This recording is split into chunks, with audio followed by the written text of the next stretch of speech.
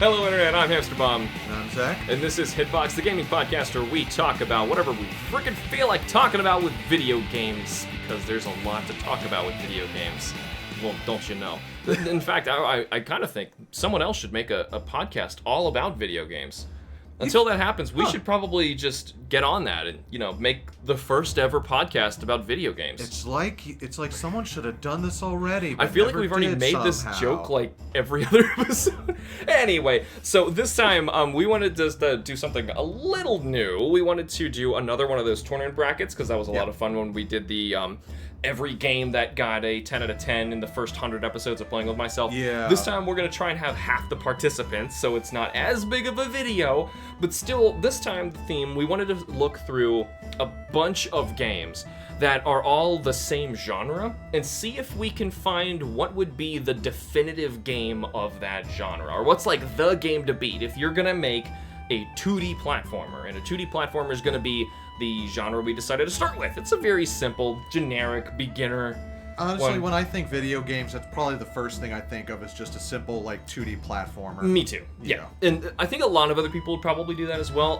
My first ever game I played was a 2D platformer. Maybe that's just my bias there of thinking the same, but anyway, we have 50 different games that aren't necessarily on lists online saying they're the best ones ever. This is really just us together, coming up with a list of 50 of what we think are some of the best games that are 2D platformers. Right. We will say now, though, some of these on here are 2D platformers, but you probably wouldn't call it that first. Not strictly, yeah. Right, and actually our very first matchup is going to be like that. So I wanted to make sure that, one for one is another thing. We randomized these completely, so it's gonna be a complete smorgasbord of what's gonna happen, of who's gonna be going up against who. There's no bias there. Yeah. So we're just gonna look at it and say, okay, if you're just playing this as a 2D platformer, how much did you enjoy the 2D platforming in X versus Y? Right. So to kick this ball off, the whole roll of rolling ball snowman down a hill of the giant rubber band ball side attraction. Every analogy segue together that doesn't make any sense. Castlevania Symphony of the Night and Castle of Illusion, starring Mickey Mouse and Donald Duck. Yeah. So it's kind of weird the castles got put up against each other. You just realize in totally different audiences, it's like when you're a kid, you got two castle play sets and the castles themselves just start fighting. Right. So how are we going to go about figuring this one out? Have you played Castle of Illusion? A little. It's a nice, cute, charming... It was actually reviewed in my licensed episode where I blasted through a bunch of licensed games I did. I technically reviewed that on Playing With Myself before Symphony of the Night. Was that Castle or World of Illusion, actually? Because World of Illusion had Mickey Mouse and Donald Duck. Oh, it was World then. I got it mixed up. So no, I've not played Castle of Illusion. Okay, well, we both played Castlevania Symphony of the Night. Yes. And I have played Castle of Illusion. Mm-hmm. It's a lot of fun. It is, again, a very simple 2D platformer. The whole premise is that, you're Mickey Mouse, you're saving Minnie because shenanigans, and it's a very simple game. You just go from left to right, you butt bounce on enemies to defeat them, and depending on if you hold the jump button, you can actually bounce higher off them, you can lob apples at enemies. Mm-hmm. They're actually making a new one.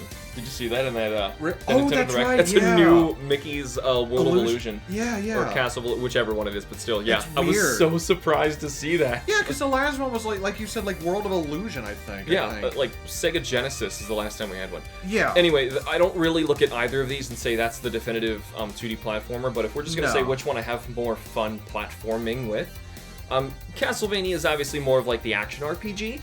But still, its platforming is all about, figuring out how to Metroid your way around the environment. Yeah. And even that does have an interesting platforming twist, actually, of saying you now get to play the whole map all over again, but upside down. Upside down, which that's right. Adds a whole nother level to, specifically, the platforming. I kind of want to say it's Castlevania.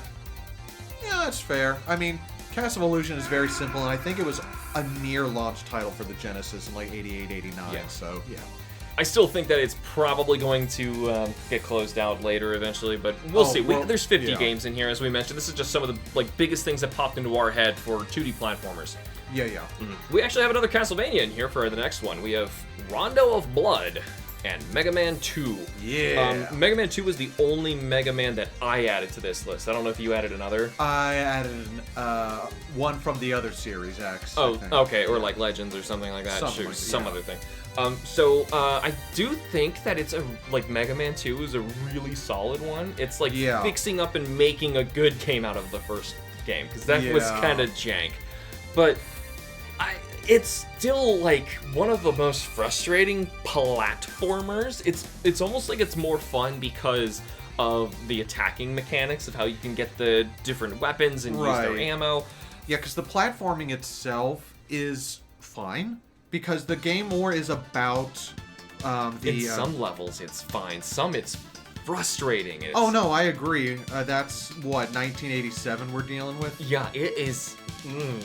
There's so many cruelly placed enemies, like right on the edge of platforms, and you've got that knockback that just sends you into pits. That's usually how you die. Like in Woodman's level, those robot panthers that spit arcs of fire at you, and that last one being like right there as soon as you load into the screen. I remember, I think, was it like there's like a Windman or something? There's one you fight like in the sky, and it was horrible. Just like so many like drill monsters and things all over. Yeah, that was Airman. Yeah, Airman, that was it. God, that was terrible. And for platforming, it was just bad platforming. Whereas I'm probably not gonna say that Rondo of Blood had bad platforming. Oh, absolutely not. No, because the thing I love. Here's the thing I love about Mega Man 2, which I wish a lot of platformers would kind of capitalize, or at least more would, was the fact that it was very puzzly in the way you kind of figured out the best or most optimal route through each of the robot masters, which weapon to get to make the next level a little easier. Is it worth going through the harder route to get an E-Tank, or just try and like take the ladder up because it's quick and easy?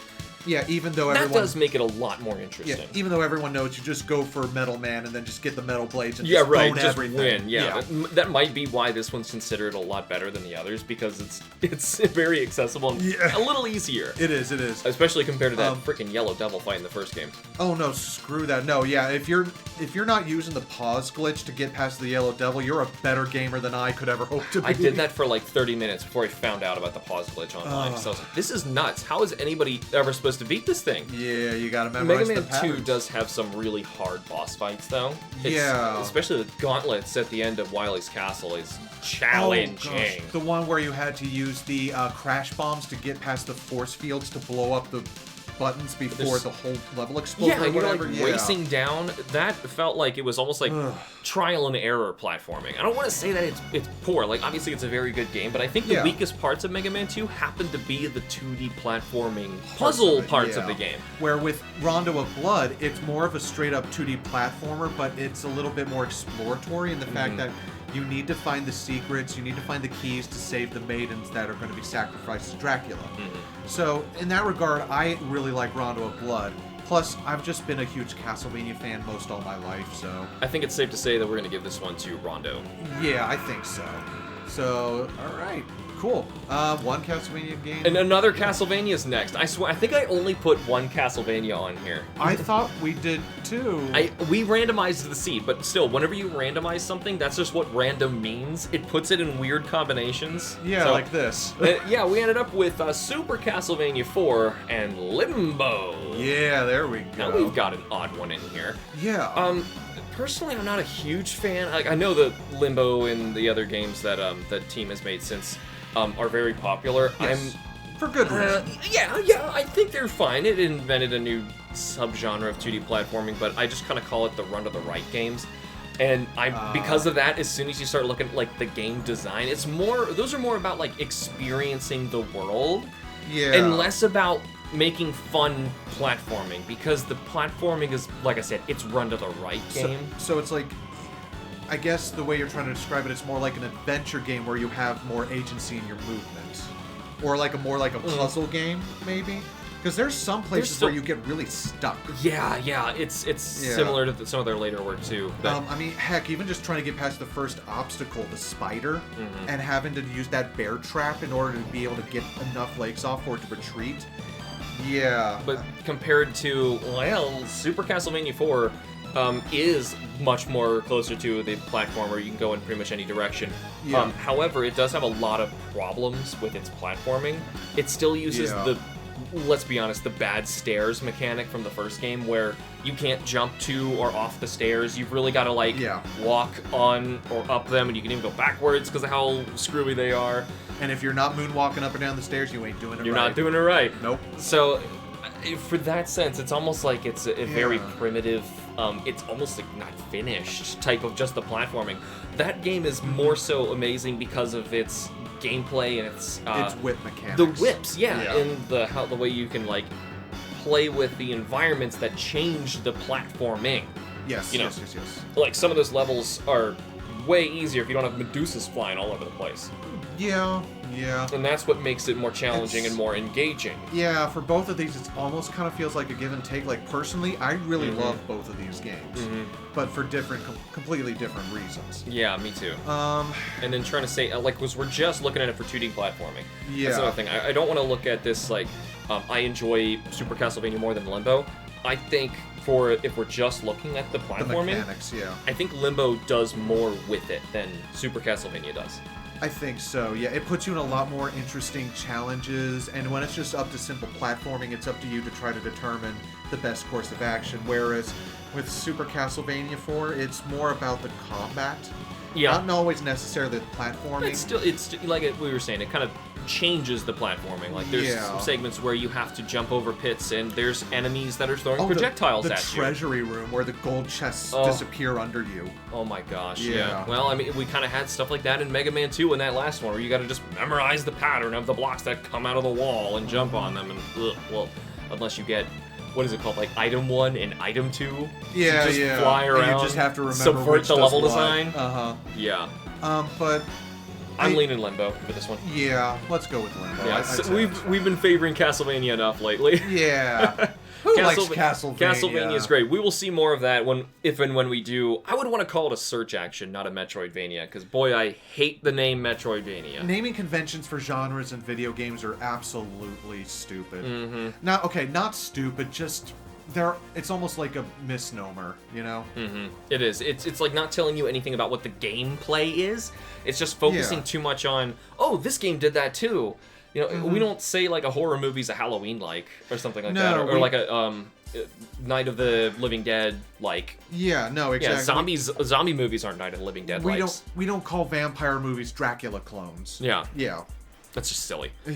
So, yeah, it's a complete disaster. We can probably have a whole episode where we just try and fix genre titles. Yeah. That would actually be pretty fun. But anyway, before we always come up with like too many ideas before we finish one episode. Why do you think I write them down in the notes as I'm editing? We have to. Wario Land 4 and Donkey Kong Country. Yeah. Yeah. Buddy. Now we're talking about 2D platformers. Yeah, like made to be a 2D platformer. Admit, they're both kind of challenging, but Donkey Kong Country's a lot harder, I think. It very much is. It's a hard game. Yeah. Wow. That game's almost like cutting edge and crazy good because of its graphics. And less so about the actual platforming itself. That and also, too, it's also a revitalization of the Donkey Kong brand. Yeah, it really is. And, like, reimagining what it can be. And it's not just using him as a villain. Like, make him the character. You get to play as him. You get to run through the jungle. You shoot through barrels and stuff. Yeah. Ride on all sorts of crazy animals. Yeah, get Diddy Kong for help and backup. There's a lot to it. Same for Wario. Actually, Wario Land, now 4 wasn't the first to do it, but Wario Land was the same concept. Like, what do we do with Wario instead of just using him as a villain? Right, exactly. And I'm very thankful that we have the Wario Land games. I wish Nintendo... the Wario Land games? Yeah, we should definitely get some more. Although, side tangent real quick, for anyone out there who's interested in a Wario Land-like game, play Pizza Tower. I want that game so bad. Yes! I know what you're talking about. Oh god, that game looks like so much fun. It does. But anyway, on to the subject for this. I actually have a weird analogy here for Donkey Kong Country. I kind of see its platforming kind of like Ori and the Blind Forest, where it's very beautiful and cutting edge for its graphics, but because it looks so nice, sometimes it's kind of hard to read where exactly does the platform start and stop. Like I'm standing on, say, a treehouse where it wraps around the trunk of a tree. How do I know what part is actually the background and what part's actually the foreground? What can I stand on? And you've got to rush through some of these. Yeah, exactly. So that was most of my deaths in Donkey Kong Country. Not like oh, I was overcome by enemies, or I fell in a pit because I misjumped when I was on a minecart ride, which happened a lot. Yeah. Oh, it was mostly because of not knowing where those boundaries were, which is to the game's detriment. It looks great, because you have to sacrifice somewhere. Right. I mean, now, the one thing I will also give Donkey Kong Country is its variety. Not only in just, like, its backgrounds and locations on Donkey Kong Island, but for some of the gameplay. Not all of it works, mind you, but I'll tell you, the sections that I really enjoyed in Donkey Kong Country were the stop-and-go levels, where there was a stop and a go barrel. Like when and all the invincible enemies running around. That was pretty interesting. Yeah, because it was a whole different kind of, almost like those old shoot 'em up games, except you were the ammo and you needed to reverse shoot 'em up. Yeah. Well, and also what kind of shifted the tone from being a happy-go-lucky, I'm gonna bounce on everything's heads, to a stressful, oh my god, I could die if I misjump. I'm over a pit and there's a bunch of bees out there and a bee will kill me, but also so will the pit, and you just gotta like, oh god, how do I time this right? It was like doing a lot of new and interesting things for 2D platforming, so I don't want to like crap on it just because like it was so advanced that its graphics created a new problem. Now with Wario Land 4, did you get a chance to play that one?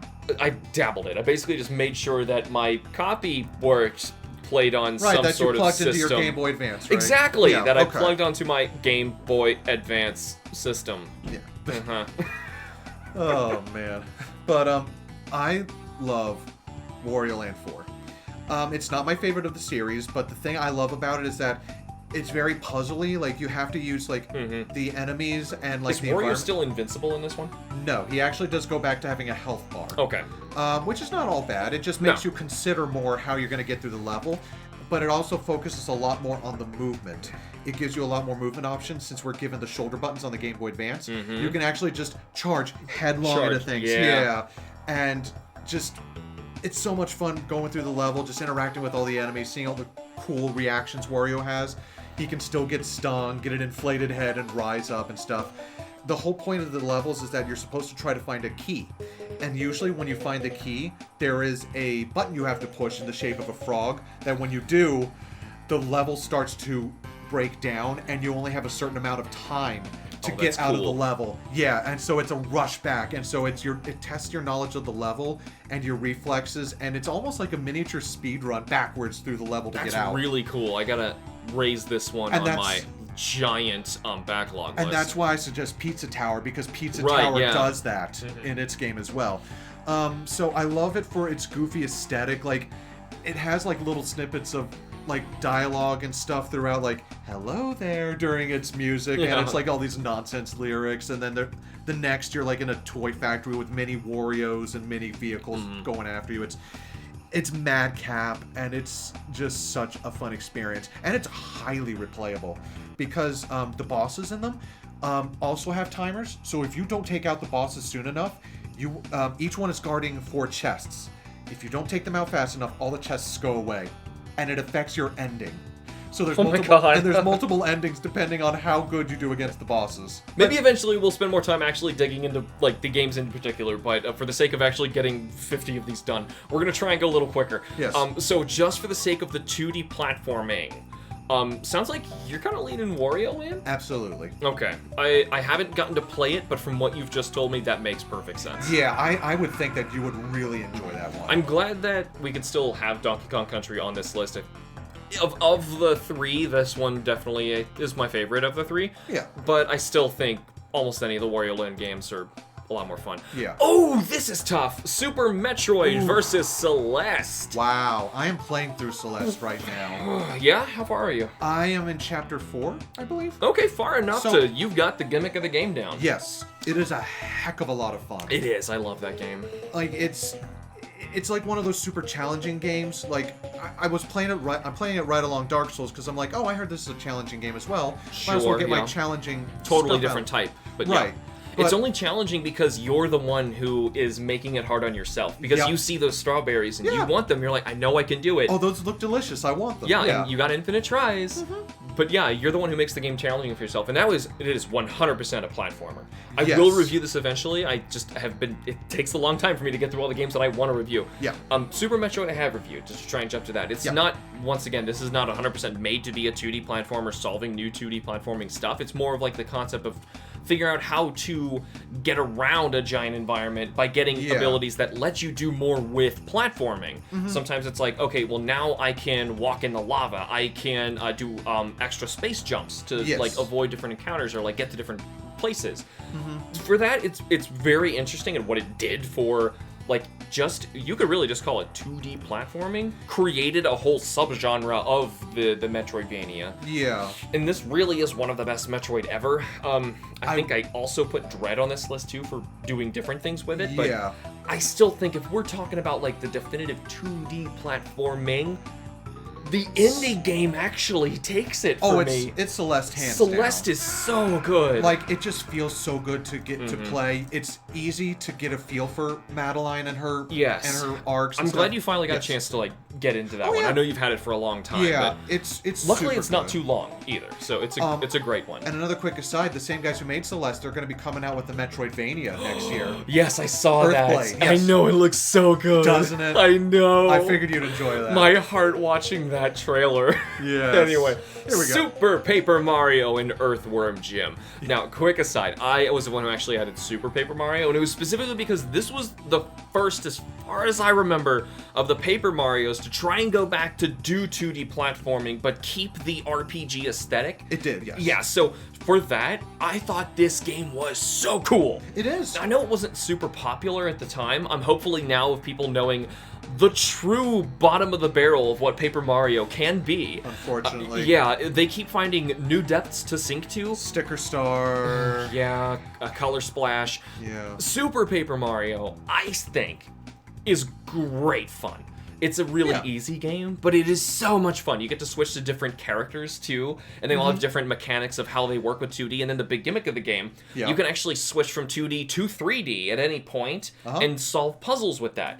Yeah. And as a 2D, 2.5D platformer, that is brilliant. So it's probably not a game people are going to think of for a 2D platforming list, but I thought this was one of the coolest 2D platformers I've ever played. It really is a lot of fun. Whereas Earthworm Jim, I know you're probably going to take us over. I want to put this in. Yeah, go ahead. Okay, so Earthworm Jim, I just love it because it's hard for me. It just harkens back to that classic age of gaming where it's like very much in your face. And the levels themselves are more your enemy than the enemies can be themselves. Yeah, absolutely. It's trying to figure out, like, actually, it kind of is like the art. Like, can I jump on this? What happens if I interact with that thing? And that's what I was going to say, too. This is where it kind of falls apart, like, kind of go back to play it. I still enjoy playing the Genesis version of this a lot. But it's mainly because of the attitude and, again, just that madcap Saturday morning cartoon vibe. It's so silly. Oh, yeah. It's like you're pulling yourself up by the seat of your pants to, like, dodge a dog in a doghouse trying to eat at you. It's like... It's funny. Mechanically, for its platforming, it's actually really challenging in some ways that kind of make it a little frustrating, but it's still funny. Especially when you're trying to use your head as like a whip to get around and stuff. That timing is ugh. But what I have played of Super Paper Mario, because I actually do have it on the Wii, it works. It functions really well, and it's really cool to just turn everything on its axis and to be able to access new ways of traversal. And I don't remember what they all did, but the little pixie butterfly, which is the one that turns everything, there are others that you get later, and they all have different abilities that also add more to the platforming. So there's a lot to it. So I'm leaning Super Paper Mario. I will go your way with that on that because, like I said, it's still fun to play it even now. And I on the do Wii, agree. Earthworm Jim is one of the best 2D platformers, just because we have to stop at a number somewhere. So now... we have another indie versus an old NES game. We're looking at Cave Story and DuckTales. Woo! Also recently reviewed... Actually, I've reviewed both of these, because DuckTales was in my licensed game thing. And the Cave Story is a very early episode. Yep. They're both very good. I'm not sure which one I'd probably say. I might lean Cave Story just because of what it does with it's mostly its gun that makes it so interesting. Right, because the platforming is more of like... It's very floaty. Yeah, backtracking to backtrack sometimes just to force the padding of the game longer. Maybe you know what? Maybe DuckTales. Yeah, because I was going to say, like, the one thing I love about Cave Story is that, especially if you're going the route where you actually get the machine gun, and you can actually use that to propel yourself everywhere, that's just cool. I loved that. I love that so much. But it really did subvert the 2D level design. And really, the design of the 2D levels were really just, like, a thing for you to get through to put enemies in. Right, well, and it's sometimes puzzles. Yeah, and in its defense, I will say, like, I'm not saying it's better than DuckTales, but it's like, it was like the breakout indie game of 2004. Yes. Made by a single dude. It's just been, like, remastered and mixed so many times that it doesn't look it anymore, but it is. And DuckTales, in another fashion, is kind of like a progenitor for early indie games. Yeah, of people, like, taking what they wanted to do with quirky platforming and creating like the pogo mechanic and all sorts of weird stuff that like Shovel Knight doesn't happen probably if DuckTales doesn't happen. No, yeah, exactly. And the treasure looting and all of that. Yeah, and that's why I love DuckTales. Like, it very much is Shovel Knight. Yeah, the platforming is a lot of fun in DuckTales. I just love the pogo stick so much. It's such a brilliant early mechanic. I think we decided, like, platforming wise, we'll lean DuckTales. Oh yes, for sure. Okay. If that were Cave Story versus Shovel Knight, that would have been an interesting conversation. Because oh, mamma mia, Nintendo back to back. We got Super Mario World and Kirby Return to Dreamland, which recently got a very wonderful remaster. I need to pick that up. A lot of stuff they added in that too. Oh my lord, I've played all of Return to Dreamland, and I kind of want to do the whole thing again, just because of all they've added. But Super Mario World, to me, I will say right now, is the definitive 2D platformer. Even though I will still argue in my head canon, Super Mario Brothers 3 may or may not pop up.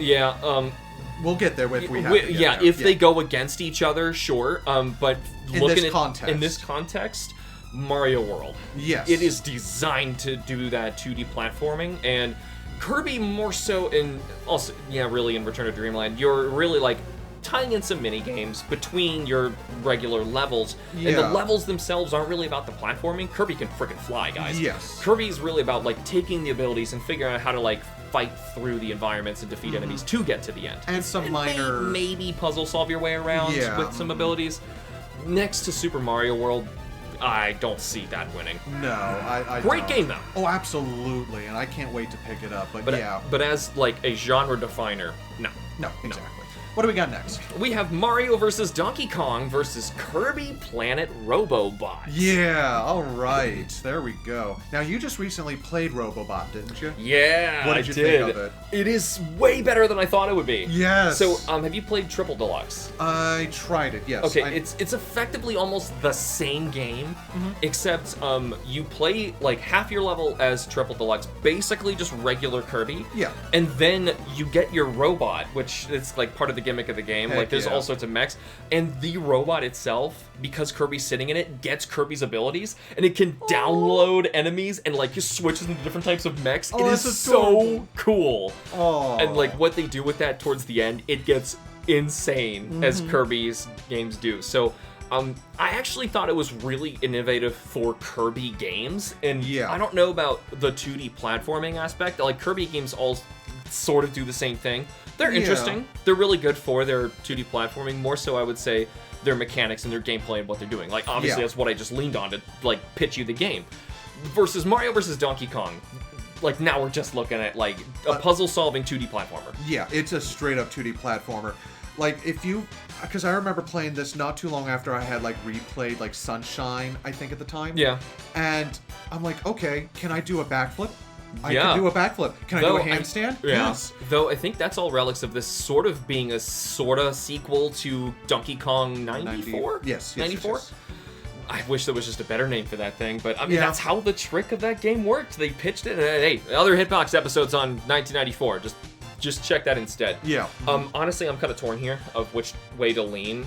In terms of the gameplay and like the moveset, which is what I usually look for in a platformer. If we're looking at a platformer of like what defines the genre, I don't think it's Kirby Robobot. We're gonna submit that Mario vs. Donkey Kong is gonna move on, and we are also gonna move on to Shinobi 3, Return of the Something or Other, and new Super Mario Brothers Ninja Master. I don't know if this is the Shinobi game I beat. I've only beaten one. Okay, this is the one where you start out in the forest and you've got like the monks with like the jar-looking heads.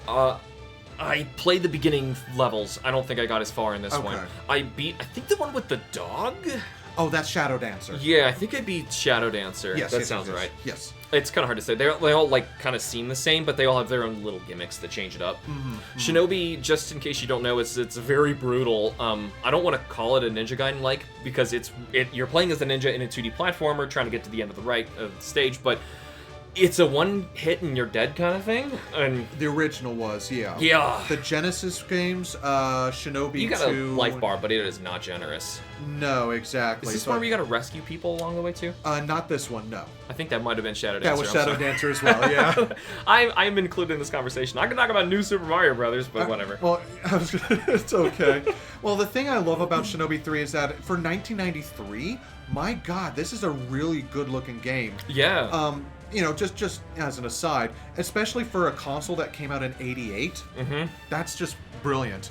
But the thing is, it's very slow. It's very slow, although you can run by double tapping. Yeah, you don't but really want to do it though. No, well, there's only so much you can do with blast processing, Alex. Come exactly, on. Yeah. It's almost like you want to play it in a way that you are discouraged to because of the hindrance of the system. Yeah, that's the unfortunate part. But they make up for it in that you actually kind of you really do feel like a ninja. You've got your, you got your short blade and all the shurikens. Yeah, like you can run, the jump. I believe you can jump and like reverse up into the background and stuff. I think so, yeah. Yeah. And you can wall jump, you can actually rope walk or rope climb and all that stuff. It really does kind of give you that sense that, oh gosh, Joe Musashi, I believe is his name, really is a master ninja who's gone up against a lot of evil and succeeded. Whereas... Mario. Another game, yeah, I know, we gotta somehow stay on track here. I know, yeah. New Super Mario Brothers, the first 2D Mario game since Mario World? Yeah, the first... well, no, we had Wario Land 2, 6 Golden Coins, which came out a year later. Yeah, you're right. Okay, technically. But like the first... Yeah, technically. But the first, like, return to 2D Mario... And this was on the DS. In a grand glorious fashion. Yes, and it really is like trying to figure out like how do we perfect 2D Mario? Yes. And then how do we make like new interesting mechanics for 2D Mario, like wall kicking. He could do all sorts of crazy stuff. There's also the blue shell, which is a really fun 2D platforming upgrade where you can basically become a Koopa and like bounce around. Like you've been kicked, yeah. Yeah. So I actually have a ton of nostalgia and fun with this one, even though it was like a return to form, and I feel like they haven't done it right since then. Because even the one on Wii, I really liked that one, but it just again started to feel more the same, because I also... Exactly. It felt like a retread of this. Yeah. Whereas this, weirdly enough, doesn't feel like a retread of the original Mario. It feels like its own thing. It feels like Super Mario Brothers 5. The one with the coin gimmick. I forget the name of it. New Super Mario Brothers 2. Yeah, that's all it was. Yeah. It was forgettable. Honestly, really easy, too. So the other ones, don't seem to hit the highs that this one does. And I like Shinobi, it's fine, but I don't see it platforming-wise coming anywhere close to New Super Mario Brothers. Yeah, no, it's got that more twitchy and really just intuitive feel where you kind of have to get used to some of those things. I would love to see a modern one. Like, that was actually, throwing tons of stuff at you at once. Yeah. Almost kind of like a Cyber Shadow, we kind of sort of got. Yeah, I'm not the biggest fan of Cyber Shadow, though, personally. I haven't gotten a hands-on play it myself yet. Oh, dear, we have 2 Donkey Kongs! Okay, so Donkey Kong 94 or Donkey Kong the original 81. Arcade, So if I didn't write 94, we would have been screwed right there. Donkey Kong or Donkey Kong? Do you like Donkey Kong? I like Donkey Kong. I'm sorry, Donkey Kong 94 is objectively a better game than Donkey Kong the Arcade. Donkey Kong Arcade did way too much for us to discuss right now. Yes. But if you just want to go back and play one of those as a great platformer... they both get discussed in Hitbox. Yes. The episodes of the years. Yes. However, if you're gonna play one, play the Game Boy. It is so cool. Yes. I believe we do dabble in a little bit when we do play. Yes, so don't check that out. Oh yeah, you selected. Good. Yeah, so it's a no contest right there, which is a shame because Donkey Kong the Arcade is one of the most important 2D platformers ever made. Yeah. It's not the definitive genre breaker though. Oh, hey, Zach, look at this. What do we got? This is so weird. Okay, Super Mario Brothers 3. And to help us get to 50, I think we were at 49 games. Yeah. I brought up probably my favorite Flash game ever, Line Rider. Which is such a blast from the past. It is so much. I love that game. Did you know there was so a much. DS version? Yes, Yeah. I owned it. I think my brother brought it to GameStop because he wanted a few other dollars to buy another Madden game. Yeah, he would actually take my things. Oh, that's a So anyway, yeah, I repurchased it, so. There you go. But still. Anyway, yeah, so Super Mario Bros. 3, however, is going leaps and bounds so far into what you can do with 2D platforming and pushing the NES to its absolute limit. Well, with Line Rider, the thing I remember it most for is people syncing up music to it. Yeah. Because that was the thing I knew it for. Because I liked dabbling with it. I never was good at actually making a good enough level or like a race for people. I made some insane stuff. In that and in the DS one. I think in the Hall of the Mountain King is the one that a lot of people use the most. The one that goes ba ba ba ba ba da da da da da. Yeah, and just watching as the little guys get knocked off their sleds, and you watch as others just go through. It was so much fun. Early YouTube was good. Right. So basically, the concept of the game, because it's so old, Yes, basically a blank window would pop up, and you have your cursor, and you can just free draw something. And when you hit play, a little character guy on his sled, the Line Rider, I guess, will start accepting the physics of the world, and he will just start sledding down whatever you drew. You can draw the most ridiculous loops and flips and stuff, make him go a million miles an hour, and the goal is basically to create the craziest thing you can without making him fall off the sled. In the DS, you can actually get back on it, and you can make him deal a lot more punishment without falling, so that one's a lot easier to cheese, but the Flash game was very challenging. And like the game was all about like holding shift to draw straight lines, and then if you drew a bunch of straight lines together, you can make perfect arches. So you have like a 0G flip and stuff. So it is so much fun, but I'm sorry, it's not more of a 2D platformer definer than Mario 3. It's more of an expressionistic kind of game. Yep, just because we're probably never going to talk about it ever again in HITBOX. There we go. Line Rider, I love it. Anyway, Super Mario World 2, Yoshi's Island, or Shovel Knight. These are both two of the best 2D platformers ever, Zach. My heart leans towards Shovel Knight. My heart leans towards Yoshi's Island. Why should it be Yoshi's Island? Well, this one is more so like making Yoshi invincible, and instead you're just trying to protect the baby and take him through the level, which I think is really interesting for 2D platforming. There are bottomless pits, but more so you're going to lose by losing the baby or touching lava. Lava would also spikes. Yeah, or spikes would be a one shot, and you have to start the whole thing over again. Some of the levels were very challenging, but it is.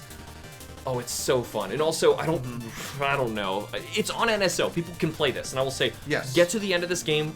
The bosses are all so interesting. They are so cool. They basically like take a normal enemy you've seen through that world and buff them up so much, and they have like Super Nintendo 3D modeled into them, and they're like, they're all so interesting. And my favorite is the final boss. I'm not going to spoil it, but it puts 2D platforming to its limit and does some crazy stuff with it. And I love it. It is so good. That game is a absolute blast. And I feel like it's pushing 2D platforming to like do so many new crazy cool things that not even Nintendo really can replicate that well anymore. Yeah, Shovel Knight I really love though, but not even close to that level. Now, I'm trying to get over that bias and just look at the platforming. Shovel Knight does some interesting things that a lot of indie games now try and replicate. Like, what happens if, like, your only illumination in the level is the lightning? Or what happens if you have to pogo your way around just off the enemies? There's no platforms. And the other thing that I really like about Shovel Knight is that you can also make your own challenges as well. Because there's all these checkpoints throughout the level that you have access to. And after the tutorial level, you can actually break them to get money. More money. And to make the game harder, giving you more points when you finally beat the level. Which, you know... Or lose it all in a pit and have to go back and get your cash. Yeah, very Dark Soulsy, but the fact that it still allows you to do that, to express yourself in that way, is also a lot of fun. And that it's more like a celebration, too, of what came before, and was not a slavish recreation of that, but it took some of the best ideas and actually made it into something its own. And I think what's so difficult about this choice is Yoshi's Island did the same thing with Mario World, which is already one of the best games ever made, especially for 2D platforming. And that's why I feel like I'm still leaning Yoshi. I know it's hard. I know. Shovel Knight is outstanding. Well, I'm not going to say it isn't. It's actually one of my favorite games of recent memory. That and each and every single expansion that came out after. Yes, they keep adding a lot more to it where you're playing finally the same. done, yeah. Like just before, just like early 2019, they came out with the Treasure Trove. So I was able to get that. Yes. And oh my god, those are so worth it, especially the Spectre Knight expansion. So much fun. Love those games. How about this? Do you see either of these two going all the way? Oh. Because if we're gonna go that far, because I am equally torn as you are. Yeah. If I'm just looking at this thinking if either one of these is the 2D platformer, you gotta beat this. God, they're both so. Yeah. Okay. We both love Super Mario Yoshi's Island. For right now, I'll go ahead and go with you and say Yoshi's Island. Because without stuff like what Yoshi's Island did, I don't think maybe we would have gotten Shovel Knight. And to be fair, in that same regard, I played a good amount of Shovel Knight and actually bounced off of it eventually. Yeah. And I don't remember how many years to get back into my live stream series, but I came back and I finished it. And I'm proud of you for that. I'm glad I did, because I think the problem was the controller I was using at the time. The D-pad was horrible. Oh god, yeah. And I just, you have to like up in special or something like old Castlevania to use your spells, and yeah. There's a point where you have to alternate between pogoing and using spells to get through the platforming. Yep. And it really isn't difficult if you have a good D-pad. And I was getting so mad at the game, and it wasn't the game's fault. So yeah. I'm still glad you beat Shovel Knight, though. Yes, it's worth it. I do want to go back and play some more with the other characters and routes, but for the sake of moving on, because that was a tough one, Wario Land 3 and Kirby's Adventure. Yeah, Kirby's Adventure is one of the best NES games. And Wario Land 3 is one of the best Game Boy games. This is hard. Oh, so my Lord. Kirby's Adventure in terms of 2D platforming is really pushing the NES to its limit again.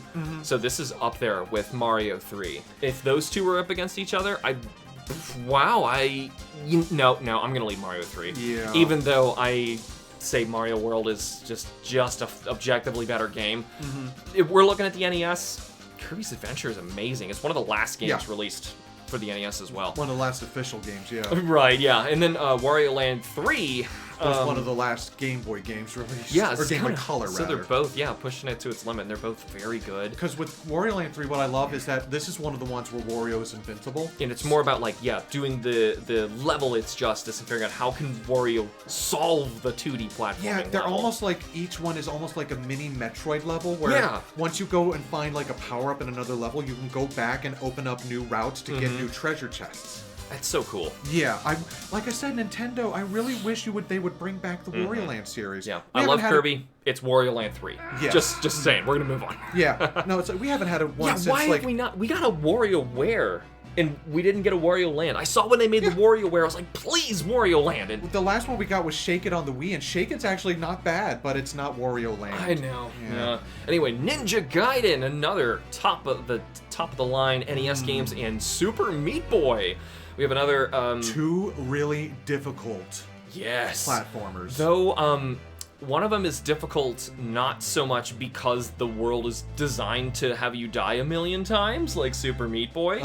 Super Meat Boy is really just like figure out how to get through all these buzzsaws and craziness. And then it's just about execution. Exactly. Perform it well. Versus Ninja Gaiden, you one-shot kill the enemies, but it's also a battle against the timer. Yep. It's a battle against like trying to get all the ninpo you can, all the health if you can find them.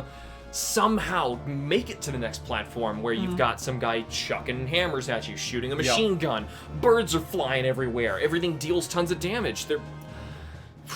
As a 2D platformer, though, I actually think Super Meat Boy is more innovative with what the genre is. Yeah, I love Ninja Gaiden though, but yeah, it's another one of those indie games that I think outdid a lot of big name studios. Yeah, which is impressive. Oh yeah. And I hear its sequel isn't quite as... No, it's more like an endless runner-ish kind of game, right? Not quite the same. But Super Meat Boy, good game. Check it out. It's cheap. Yep. Spelunky and Sonic the Hedgehog 2. Zach, I'm sorry, it's gonna be Sonic 2. But anyway, let's talk about Spelunky. Okay, we can talk about Spelunky. Okay, Spelunky. And I'm not even a Sonic guy. Right, no, I know, yeah. That's So, Spelunky actually got a sequel as well, which looks really good too. But Spelunky, my god, for a game from 2008 from a small, very small indie team, this is basically the one that basically has influenced the indie sphere to this day. It's like you're either a artsy 2D platformer, or you are a roguelike game, or a Metroidvania. This is basically all three wrapped into one. Yes. And I love it. Whereas, just so we can briefly talk about it, because I know we got to move on quickly. Yeah. Versus Sonic 2, which is really solving what the first game was trying to be. I'm not a big fan of the first one, but Sonic 2 is great. It really is. It's a momentum platformer, and trying to figure out what more you can do with this. Right. And like really make your system like work hard, where the level is just screaming past you, and you're trying to get through it as fast as you can. Yep. And the better find the secrets. There's multiple paths to go. The better you do, the quicker the levels go by, and there's also usually multiple routes. So the better you can get, you're learning the levels. You go. Yep. And also, I think it really 2 acts for each zone too. It's kind of correct. You got the game itself. You got to move on. Yeah. Instead of taking like 45 to 50 minutes, depending on if you're trying to look around, especially if you're getting the Chaos Emeralds in the first one. The bosses felt a little bit better. The worlds were a lot more interesting. I feel like even the music was better too. We haven't even brought that up, but it really, you could play any 2D platformer on mute, and you're still playing a 2D platformer. Yeah. But still, I'm gonna say it's Sonic 2. I can't That's see fine. Spelunky. Yeah. No, not. And I didn't mean that as in like I'm going to click this. You have no say. I meant like that was my choice. Right, and it's more of a roguelike first and foremost than it is a straight up platformer. Even though the platforming is a lot of fun. Right. Yeah. What do we got? Oh my goodness, I like both of these. Rayman Origins, or Ghouls and Ghosts. Ooh, God. Okay. So, even just yesterday, I got a message on Steam saying that the new Ghosts and Goblins is on sale, and I'm very tempted. But honestly, of any of the Ghosts and Goblin games, that new one probably might be the one to go with. I haven't played it yet, obviously, but Rayman Origins. I lent you this one. Yes, so you did. And I know I'm so glad you did. Yes. Yeah, and after this, it got me to buy Legends, and I like Legends a lot. Yes. I think Origins is barely better, even though you can unlock the Origins levels, sorta, kinda, in Legends. There's something very different about how Origins works, and like, how you have to do those running levels to get the treasure chests. You have to do so many escape sequences. It felt so much more grand for 2D platforming. Yeah. That I'm like, because the Ghosts and Goblin series is just hard. The platforming actually sucks. Like you jump and you've committed. Well, yeah. It's designed to suck. Well, with Ghouls and Ghosts, though, it kind of takes the series in a different direction. It's still part of the Ghosts and Goblins series, but the Super Nintendo one. Right? Yeah, that's Super Ghouls and Ghosts. This one is on the Genesis. Right. There's a million versions. Oh God, of all I these. know. Yeah, but in this one, it's like you actually can aim up, which really helps out an awful lot. Whereas earlier Ghosts and Goblins games was only forward. And then if you jumped, it's the direction you jumped in.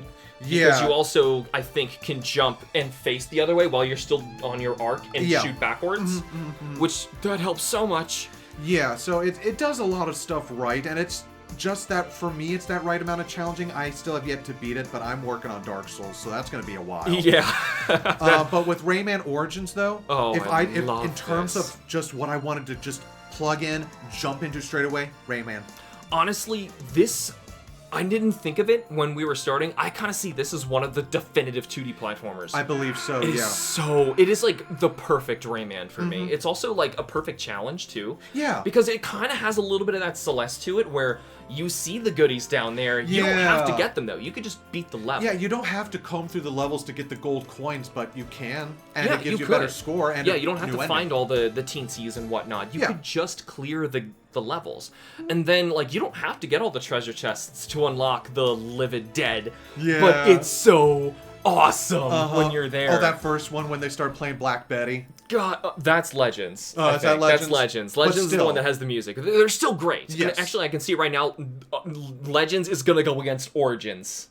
Oh, that's gonna be weird. weird. Oh my god, that's gonna be horrible. But what do we got for the now? bottom of the first round, Hollow Knight versus Clanoa, but you're specifically saying Door to Phantom File 2.5D. Yep. I put 2.5D because, yes, it's on a 2D plane, but it all rotates and everything. Yeah, I mean, the new Donkey Kong Land games kind of did that too. Okay. Blah, blah, blah, blah. I just didn't know if we were still including it. I just forgot to take 2.5D That's off. fine. Yeah. So honestly, Hollow Knight I think does some interesting things for 2D platforming. Yeah. You kind of have that pogo mechanic, but you have to melee it yourself, and you can do it off of enemies. And there's so many bits, especially in the Coliseum, where that's how you gotta survive. Not only off enemies, but off of saw blades and spikes as well. You can do that. Walls? And walls. With Clanoa, did you ever play the original Clanoa? It's on my list. Okay. I've never gotten to. I know they are near and dear to people's hearts, though. Yes. They're so. I'm very happy to see that they got that remaster. Oh yeah, for sure. Even though the first game is a port/remake of the Wii remake, but whatever. It's still a really good remake. But the main gimmick of it is that you actually have a ring that can capture enemies, and you use them to do your double jump. Right. So you have a jump, and you've got a float, and if you want to get... Very similar to what I was just talking about with Hollow Knight. Yeah, That's kind of weird that these are next to each other for platforming. Yeah, exactly. And yeah, it's the thing that I liked Clanoa at the time for especially was that it actually was really trying to tell a really fun and kind of affecting story for a 2D platformer, which, you know, wasn't done in the 90s. No, and still not. Those little chirpy sounds and stuff. Yeah, and it had its own little made-up language, and it's so cool. It was cute. And that's the thing. It's cute. When you look at these two games, what do you think? Hollow Knight's the better platformer. Yeah, okay. I mean, I'm happy to see Clanoa is on this list. Oh yeah, But unfortunately, it's one of them where I can't add more to the conversation because I just haven't play gotten the to Phantom Reverie series, please. They're so good. How about some Sonic 3 and Knuckles versus Castlevania Symphony of the Night? Zach, I have a confession to make. What's that? I have not gotten to play Sonic 3 and Knuckles. Not even Sonic 3 or Sonic and Knuckles? Or Sonic 3 or Sonic... No.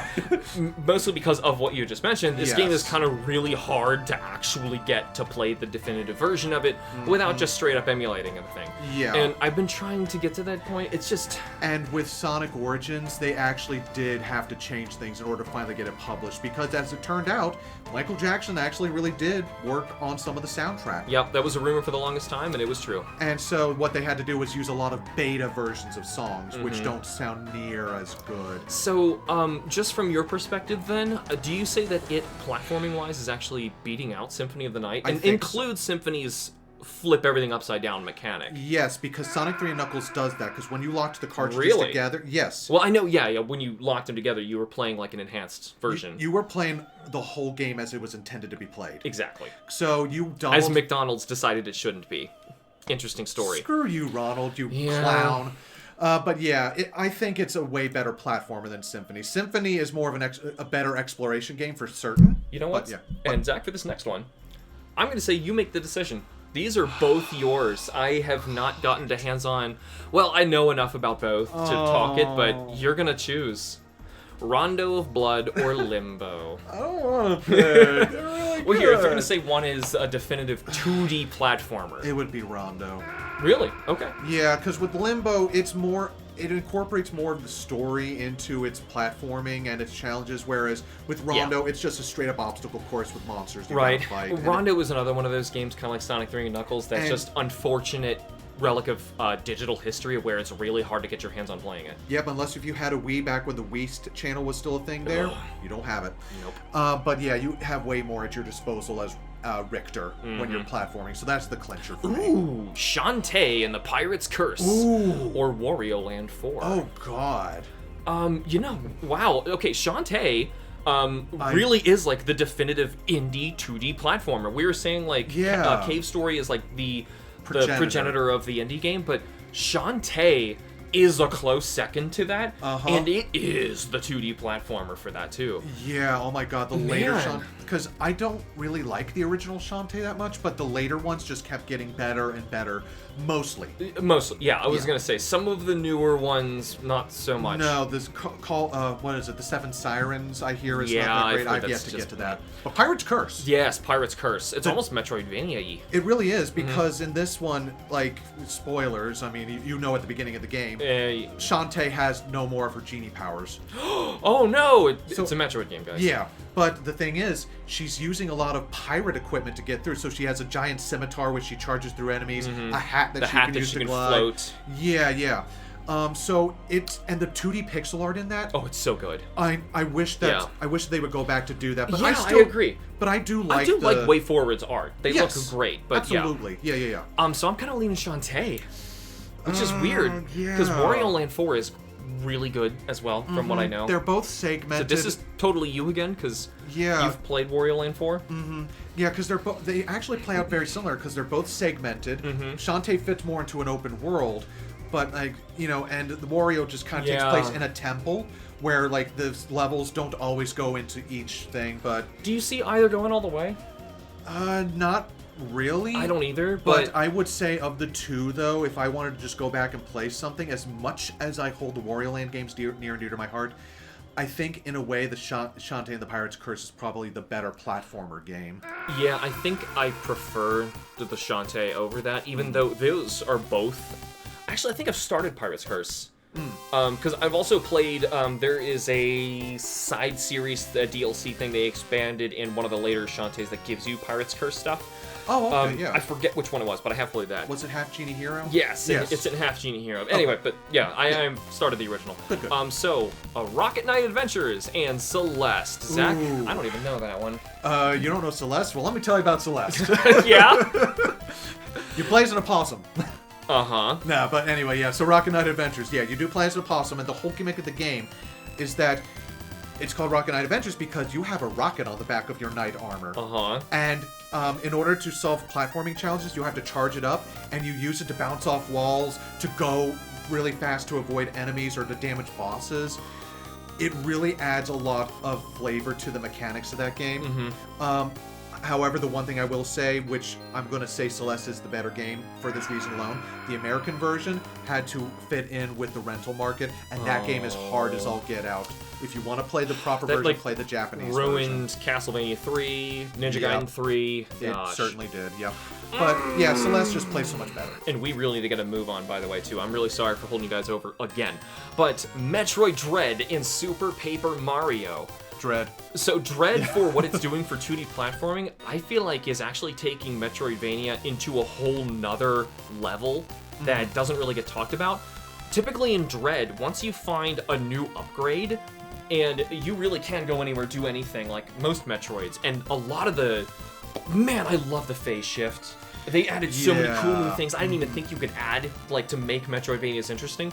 But take that, but also, usually, the closest route or available way to use an upgrade you got is the correct way forward, and as long as you remember that, you can blast through this and speedrun it if you wanted. And I think that was another thing that threw me off the first time, because I explored everywhere, because I was so used to older Yeah. Metroids where you almost had to go to the opposite Well, you side still of a should. realm. You still should. It's only good for, like, the speedrunner. It's almost like it's kind of, like, designed for both. Yeah, It's yeah. so interesting that I love what Super Paper Mario does, but I'm sorry, Dread is the better game. Yeah, it does play a lot better in terms of a platforming game. Zach, the frog no. for whom the bell tolls. And DuckTales. It's the frog. I was just gonna say Duck- DuckTales. Really? Yeah. Oh my gosh! As a straight up platformer. Yeah! Yeah. The frog! Dude, I know. Okay, I have reviewed, actually both of these on Playing With Myself, and Yes. I can't express enough. Please, if you can, find a way to play the frog from the bell tolls. I don't Please care do. how. It is so good. But Oh my god. I don't see DuckTales beating that. Like, the Frog could honestly be one of the final contenders in my head. Really? Yes, of one of the best platformers Well, if ever. that's what your opinion is, we'll go ahead with the Frog. Well, just because, and I think when we played it together, I was the one holding the controller. Yeah. I encourage you to do it yourself, just because it really is the platformer. When you get your 2D segments, because it is like that Link's Awakening early build mechanic. Yes. I mean, I found myself a copy. I can totally play that now. Yes, as have I. Good. An English one, no doubt. Wow. I wonder where That's rare. I know, so rare. Let's click on the next thing. Oh, here we go. Mega Man X was the one that you added. There it is. That's a great one. Yeah, Oh, in God. Super Mario World. Both, yeah, in the same era as well. Though, I can't see anything beating Mario World. I think Mega Man X adds a lot more to 2D platforming for Mega Man. Yes. Like the wall kicking and all sorts of stuff like that. The slide. And it adds a lot. And we wouldn't even get that in a 2D Mario game until New Super Mario Brothers. That's true. But I don't think Mario World needs it at all. Oh, no. It was designed without that. Yeah, it's in designed mind, without it. You would break the game. Yeah. Oh, yeah. Mm-hmm. But still, I'm leaning Mario World. I think Mega Man X is a top-tier Mega Man game. Oh, it's a fantastic game. The original X games are phenomenal. But if we're putting it against Mario World... Yeah. We're talking about straight up a genre definer. Yeah, Mario World, for sure. Yeah. So, anyway, that helps us. We're basic. Hey, Sonic Mania! And Mario vs. Donkey Kong. Ooh, wow, okay. I'm gonna hand this one to you because I wanted to play Sonic Mania, but I haven't, ever bit the bullet and went for it. So whenever you're ready for that, I will lend you my copy. Okay, for what? Switch. Cool, yay! Yeah, and it's the Plus version with all the DLC and Yummy. updates. Yeah, so you'll like Yummy. that. So, Sonic Mania takes the best of old school Sonic and just outdoes it, I feel. And one of the big reasons for that is the drop boost mechanic. So when Sonic is in the air, if you hold the jump button, you'll hear a little charge up, and as soon as you hit the ground, pew, he's off like a shot. That's so So cool. you don't have to stop in the middle of your run, hold down, and jump to spin dash your way through. Yep, you can still do that, and it gives you a lot more of a boost. However, if you want to keep your run going, that's all you have to do. You know, it's weird because, the actual Sonic team doesn't seem to know what to do with 2D Sonic anymore, or even 3D, honestly. It took the fans to make this a really, better... Yeah, it did. And Yeah. I see this even beating out Mario vs. Donkey Kong, personally. I do too. Because, again, the stage gimmicks... The only knock against it versus something like Mario vs. Donkey Kong is that it takes a lot of the old levels from older Sonic games and reuses them as first acts for a lot of their worlds. But when they go original and they do the second acts for those worlds, my God, you can see the genius of the level design shine That's through. so good. Yeah. I really, because that's the core of the idea of those original games that I wanted to see so badly. But and they just Sonic don't Team make won't give them. it to us, Yeah, though. we got Sonic Fire and Ice and stuff. I'm like, what are you guys doing? We got Sonic Forces. Yeah, and that's not... I don't... Whatever. Anyway, that's another Who topic. cares? Yeah. Super Mario Brothers versus New Super Mario Brothers. Mamma mia! Oh my God, this is hard because... This is difficult. I will What's say... the definitive 2D platformer, though? I almost kind of want to be basic and say the original Mario Brothers. As do I, but the new one is a tremendous improvement. But if I'm looking at a genre definer, it is Super Mario Brothers on the NES. Yeah. So just that's I don't want to get into the nitty gritty of let's not. We really can't even afford to time wise. Oh my God. Oh So God, I see, Donkey Kong 94 and Super Mario Brothers 3. Those are both so good. They really are. See, man, we really did make a good list. Yeah, this is hard. And I thought, okay, we'll put it to 50 just to make sure we cover our bases. Some of those will probably be like, okay, I love this game, but we should move on. Yeah. These are actually really good. This is almost like two definitive genre definers, They honestly. are. Because Donkey Kong 94 is like the puzzle platformer. Yeah. And it's making that 2D, and you have so many different types of jumps, and it's inventing so much for it. It's so good. On the original Game Boy, no On less. the Game Boy. And it didn't need to do any of that stuff, No, too. That's probably the beauty of the game. It didn't have to go as hard as it did, but guess what? It did. In Mario 3, Oh, where are you man. leaning? Mario 3. Yeah. You know, I think the world mechanic of what it does for Mario in 2D platforming and creating the levels and the worlds and all that, and the interactivity of it with the clouds and the whistles, Yeah, and some of the power-ups that still persist to this day. Yeah. I'll go with you there. Okay.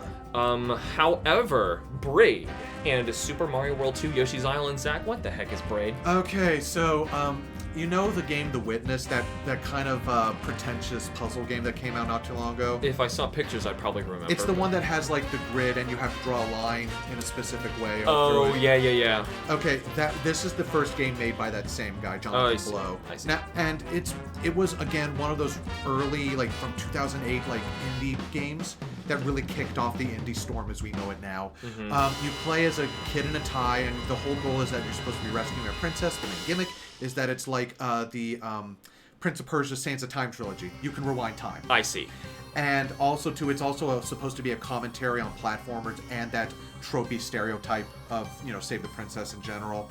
It's a good game. It really is. I can see why a lot of people still love it to this day, however. Can you see it beating Yoshi's Island? No, absolutely not. All right, let's move on. I think Yoshi's Island is a way better platformer. That is such a great game. And unfortunately, a lot of people nowadays give it a lot of crap just because they're annoyed by the baby. Well, because they're annoyed by the baby, and we haven't had a good Yoshi's Island game, I argue, in a long while. I think that's the problem. Yeah. Crafted World is pretty good. Yeah, but... Kim played Woolly World, and it's also quite good. Yeah, but it's not, like, at that level, though. No, it's strange. I don't know how to best describe it succinctly. But anyway. So I remember I wanted to add this one. Mario Brothers. Oh, yeah! In Wario Land 3. So, this is the first we're actually seeing Mario Brothers on here. It got a free pass in the beginning.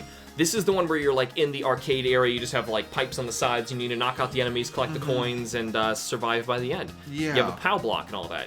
I really love this. This is kind of, like, sort of a definitive 2D platformer, except for the fact that you don't really... The jumping is really just to flip things over from underneath. Yeah, so and it's a very primitive. In an arc. You are, yeah. I have nostalgia for this because the remake of this game was basically on every single Super Mario Advance cart. I know, and that's how I played so much of it. I went back and played the original later, but I don't see Wario Land losing to that. No, I think Wario Land 3 just does way too much. It's a lot more complicated. Yes. So it's able to add a lot more. Huh. Rystar and Super Meat Boy. Well, we didn't get to talk about Rystar. Ooh, Rystar. Rystar is an interesting Sega Genesis game that kind of died there. Yeah, unfortunately. It shouldn't have. No, it's an interesting 2D platformer. I don't remember which of us added it to the list. That was me. Was it? Okay, I was thinking of putting it on here because I know that it's a really cool, unique one where your mechanic is like, weirdly enough, you play as a star, but like he has stretchy arms. Yeah, and grabby hands. Grabby hands, and you can just kind of like use them to monkey bar or like grab things from far away. Or if there's a flying enemy, you can lock onto them and just hold on and they can transport you around. It's a unique ability, but however, I feel like the gameplay feels kind of slow because of that, because you're always like stopping, locking, moving. It's like it's like a matter of time platformer. At least it's not timed, which is nice. Yes, that would stink. Yeah, I can see what you're going for because it's a 1995 Sega Genesis game on a system that was like 7 years old at that point. Yeah, versus Super Meat Boy, which in terms of its 2D platforming, because Rystar really isn't much of a... It technically is a 2D platformer, but it's more about like solving by grabbing than it is like actually platforming. I don't want to put that against it, but in terms of this bracket, I don't really see it winning. Is Rystar on the expansion pass for NSO? The Genesis collection? It might be. Zach pulls it up right now on screen so you can see. And it may or may not... No, it is. It is in the Sega Genesis bundle you can buy for the Switch. So regardless, you can play it on the Switch. Yeah, please give it a shot. So yeah, definitely give it a shot. I'm not saying that you should ignore it, but I'm saying Super Meat Boy, I assume. Oh, yeah. For sure. Anyway, we'll push that one forward, and the next one we have here is one that I actually didn't even think of occurring to me until here. Little Big Planet versus Sonic 2. I loved Little Big Planet when it came out. I still love Little Big Planet. I don't think they're doing enough with this anymore. No, the last one was 3, and I think it was only for Vita and PS3. It's a shame. It is such a good idea. Well, Media Molecule went on to make Dream. Yeah. So that we just moved on to But effectively, like, making the building blocks of what people can use to build anything. And even the core game of Little Big Planet is so much fun, and it lets you unlock so many fun things. It is such a precious 2D platformer, and I have so many great memories with this, even more so than Sonic 2. Yeah. The thing I loved about it was the fact that it was a physics platformer, so you had the ability to swing and to ragdoll around. Yeah, and the fact that if you launched. held L2 and R2, you could rotate the arms and do like, yeah. You can dance and point. Yeah, it's a fun multiplayer party platformer. I think I just got too into it after the PlayStation internet structure kind of started going down. Oh, that's a shame. So I didn't get a chance to download. Yeah, some of the best levels are some of the crazy ones. And at the time, I didn't quite wrap my head around the level maker. Yeah, if I ever get a chance to review one of them, I will tell stories of some of them because we don't have time right now. No, but still, where are you leaning? Probably Little Big Planet because honestly, for the one thing is that it actually commodified and made level design easier for normal people to get into. And it's the proto Super Mario Maker. Exactly. And Mario Maker doesn't really happen. I don't think Mario Maker would have happened. As innovative as Nintendo is, if Little Big Planet didn't come first, I don't think they'd have done it. I don't think so either. And like the mod community had done it before, but you had to know computers to do it. But anyway, what do we got? Rayman Legends and Rayman Origins. Well, what do you say, Skippy? So this really hurts because they are both outstanding. They are. And they're both obviously Rayman games, one after another in releases. But personally, I love Origins more. I will back you up on that, yeah. Yep, alright. It's kind of a shame. Because, I love the multiple characters. And why are we not getting more Rayman games? Because Michel Ancel left. Just saying, I want more. And why is he not in Smash Brothers and so many things, Zach? Because Ubisoft wants to push Far Cry. Hey, you want to talk about two of the best indie games ever? Yeah, sure, why don't we do that? How about The Messenger and Hollow Knight? Oh god, Messenger for me. Yeah, it's The Messenger, I'm sorry. So, if you're talking about the 2D platforming, Messenger is brilliant. Yes. With the cloud step ability, the not a grapple hook. The not a grapple hook, the portal jumping and the wingsuit. Everything with, oh my god, that is one of the best platformers ever. It's one of the best indie games. And it was a debut title. Yes. From Sabotage. And freaking Sabotage Studio. I am, like, okay, there's a ton of amazing stuff coming out this year. Yes. My #1 game of the year that I am anticipating is Sea of Stars. Yes. Have you played that demo? I need to. I downloaded it today before I came over. So good. Yeah. Anyway, we're not even supposed to be talking about that, and that's how good Sabotage Studio is, okay? Anyway, Sonic 3 and Knuckles and Rondo of Blood. Sonic 3 and Knuckles. Okay, finally, Castlevania's met its match. I was gonna say, because Castlevania isn't truly like built for that in mind. It's more, as we mentioned previously. It's a part of it, yeah. Shantae, the Pirate's Curse, up against Celeste. Two indies, but I still say Celeste. Celeste is just magnificent. Way too good. Yeah. Like, honestly, it was up for Game of the Year. Even if you're not a fan of like the message behind it or the story, the platforming alone is worth it. Even if that doesn't grab you, the gameplay will. But I love the characters in that game so far. It's so good. Metroid Dread and Frog, for whom the bell tolls. My vote more is for Dread. But you're the one who played through it when we were going through it together. So, do you need a paper bag? I will go get you a paper bag. No, you're right. Okay. You're right. It's Metroid Dread. It's okay, buddy. Play Frog from the Bell Tolls, guys. It is outstanding. Oh, Mamma Mia! Super Mario World and Sonic Mania. Oh my god. Probably two of the best of 2D games of their respective franchises. Yeah, it really is like, as far as I can see it, this is like the best of the best 2D Mario, the best of the best 2D Sonic. Yeah. Bam. Who's better? This topic could be a whole episode. And I feel a little intimidated to even... I think we should probably expand upon this in like a round 2 or something at some point. I think we should. Right now my heart says Mario World. I will go with you on that, yeah. Okay, I really want to play Sonic Mania, but if I am just looking at those two games of the best of the best Mario, best of the best Sonic, I think Mario at his best beats Sonic at his best. Sorry. No, but I can see that. To be fair, I need to play more of the Sonic games, as we mentioned. Yeah. So. Oh, I've loved Sonic ever since middle school, so yeah, I get it. This conversation, I think, has come up in Hitbox before. What is better, Mario 1 or Mario 3 on NES? We had an argument about it when we were doing our Mario tier list. Yeah. I still argue it's Mario 3. And I am going to side with you. I think you're right. Really? I will let you have this. Okay. It would be the one with the ellipses. Even though I have more nostalgia for the original. Oh, yeah. If we're talking about a 2D platformer, it's not the first one. Obviously, the third one, objectively has more that it is adding. Tremendously more to what the original Mario could be. Right. And turned it into what Mario is today. Yeah, speaking of more Mario. Mario 2, Yoshi's Island, or Wario Land 3.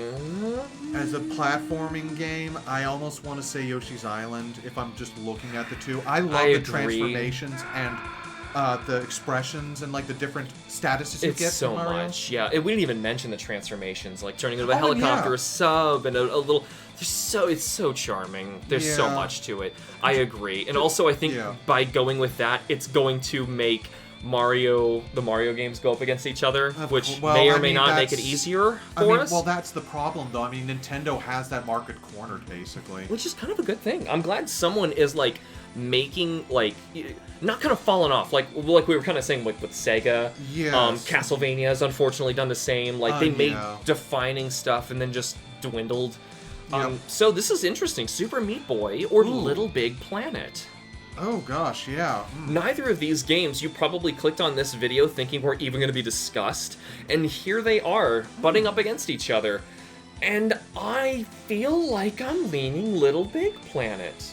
I think so, yeah. I think Little Super Meat Boy kind of does its thing. You play the first, like, 10 levels and you've played them all. Like, you get it. Yeah, it's all about execution after that. Right. And that's... Little Big Planet is, like, an infinite resource of, like, players just exploring and designing and creating what 2D platforming can do.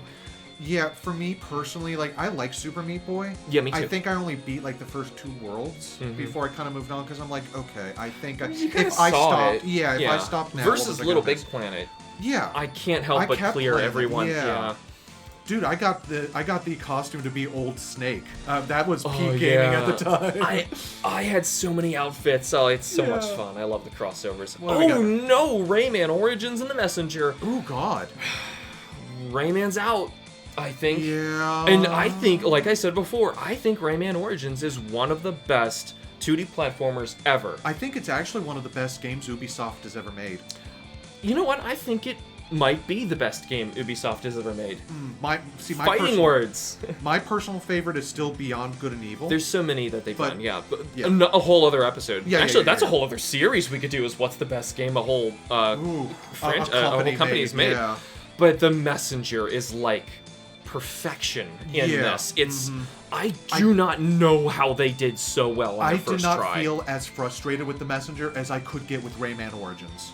I agree. Yeah. I agree. And I think that's probably the mark of a better platformer. Yeah. Yeah, Rayman Origins, it feels better when you overcome the ridiculous challenges, but at the same time, Messenger had ridiculous challenges, but it felt fun even failing. Yeah. Whereas Rayman, you're like, God. Yeah, because in Rayman, you had to do almost everything perfectly. Yeah. I even had a running joke. I said, like, if you don't do it perfectly, kill yourself. Yeah, because if you die, you'll go back to the checkpoint. Now you have a better chance to do it perfectly. Yeah, because I was playing with it with Alex, and every so often I would pull up the clip from The Wedding Singer with Adam Sandler. Yeah. How about Sonic 3 and Knuckles or Celeste? Oh, God. Okay. I'm sorry. What are you saying? It's Celeste. It's another one of these. It's weird that indie games are making it so far in this. I didn't expect that. Well, because as an indie, you have to work within so many limitations, and you're not bogged down by decades. A lot of like engines you can start with, just pre-package, are 2D platformers. Yeah. And that's really saying something. And of course, Sonic 3 and Knuckles is outstanding. Oh, absolutely. But man, Celeste, it's... Mario World or Metroid Dread. Honestly, as much as it took a long while, but for me, I absolutely now adore Metroid Dread. However, on a purely platforming basis, exactly, it's Mario World. It is Mario World. I just feel the reason I hesitated was only because I knew it was going to be the end of Metroid Dread. Yeah. That's it. Unfortunately. And to be honest, like, those games are better because of other elements non-related to the 2D platforming, as we were just saying. Whereas that is Mario's bread and butter. Speaking of which, Mario Brothers 3 or Mario World 2 Yoshi's Island. I don't like this pick. I don't want to do it. I know we have to, though. What are you leaning towards? If I have to do this, it's Yoshi's Island. Yoshi's Island just does more. The graphics in this, we didn't even mention that. The music, all of that. I know it doesn't matter for a 2D platformer, but if one of the two, helps. yeah, it does. It makes you feel like you can be in this world. And Mario 3 is more of like the mechanical idea of like what Mario can do, because obviously like the NES is already pushed to its limit for its processing. Oh yeah. The Super Nintendo took like the best of what it could do with Mario World, and then Yoshi's Island, it's like make that charming, make it beautiful, and like just everything with like the graphics and the storytelling, and I feel like that elevates it and makes it to me a better game than Mario 3 on the NES. Okay. If I have to lean one. No, and I get that. We can do Yoshi's Island. I still think they're both, like, if anything, to get this far on these. It's on NSO. Yeah, both Yoshi's are. Island, yeah. Both are. Play it. Yeah. Oh, Little Big Planet and the Messenger. Messenger. It's Messenger. Yeah, I think Little Big Planet and then it's Smash.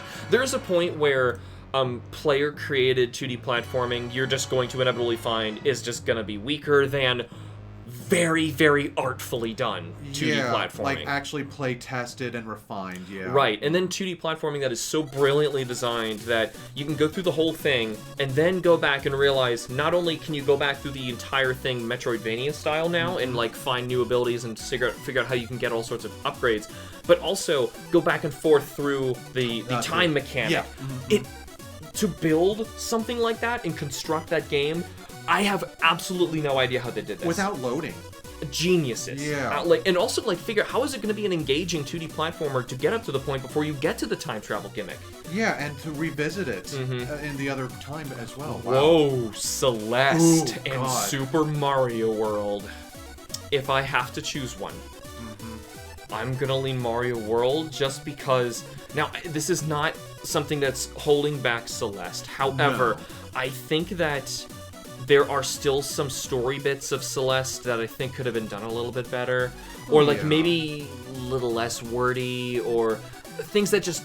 they add to the game, but to the fact that, if it's a platformer, I'm not sure, Yeah, if you're wanting to go into it, there's odd little mini-game segments that I feel like could have been done better, but... Did you ever find the computer in the haunted I hotel? did, yes. Okay, yeah, I know exactly what you're talking about. I see what you're saying, because it's sometimes it can almost feel like it kind of gets in the way, even though you're going to Celeste for a sort of different experience. Exactly, and it adds to that experience, but for the 2D platforming, it pulls you back from it. Whereas Mario World... You're just in. Yes, and you're finding multiple exits, and I feel like that is something that... My God, Nintendo, why are you not making this? You are sitting on the most brilliant 2D platformer that I've ever played. Dude, if they actually took a light and dark world almost approach, an above world and an underworld approach. Yeah. You know, I mean, just for exits, ghost houses where there really is no clear exit and you can go anywhere. Just there's so much you could do with this. But they're both, in my mind, 10 out of 10 worthy games. Oh, absolutely. But I think it's Super Mario World. We're just getting down to nitpicks at this point. Yeah, inevitably it's going to happen. To. We're just going to, which one is the genre definer game to beat? Absolutely. I have to say it's Mario World over Celeste. That's perfectly fine. Hey, it got to that far into it. But is it Yoshi's Island or the Messenger? Zach, I think that the Messenger's actually better. I think so too. Damn. Because there are still points in nitpicking. There are some levels in Yoshi's Island I do not look forward to. I agree. They're the Poochie levels where you have to go through spikes or lava. And and you have to stay on Poochie or you die. Your and instant he just death. keeps running. Auto-scrolling segments. I agree. Okay, so the one that I was thinking of, it's one of the Monkey Lake levels where everything is made out of stone that can break away, and every single monkey has a watermelon that they shoot the seeds at you. You have to keep buying them. It's actually I enjoyed that it was so different and funny. I had to eat ammo and stuff. But upon replay, I'm like, this isn't that. You're really just trying to get through it faster. When I go back through those, I just use eggs and just get through it. So I agree. Whereas I don't remember a single weak area in the Messenger. Yeah, or at least not as noticeably weak.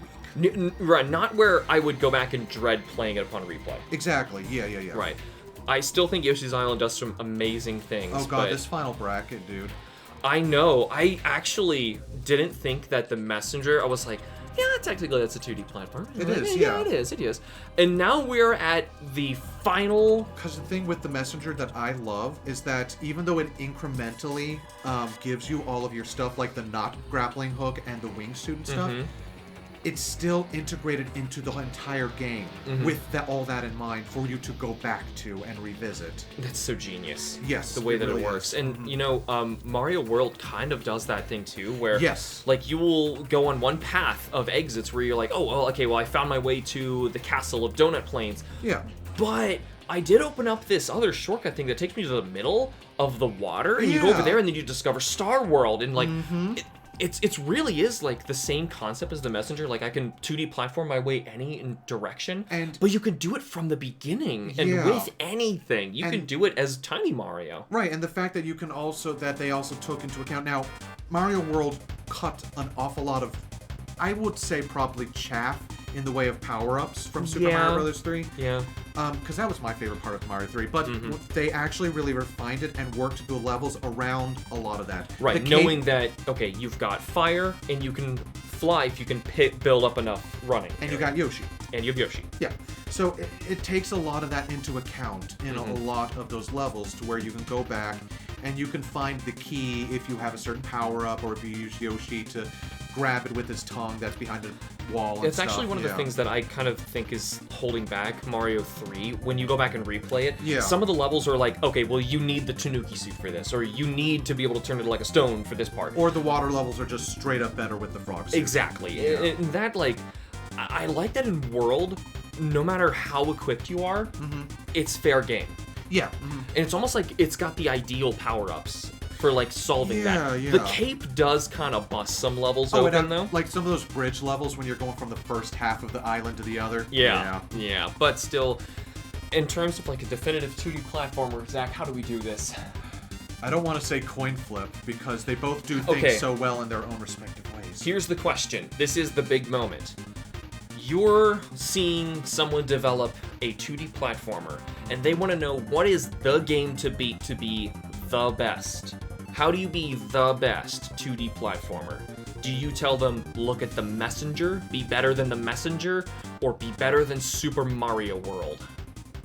I would say for mechanics, Super Mario World.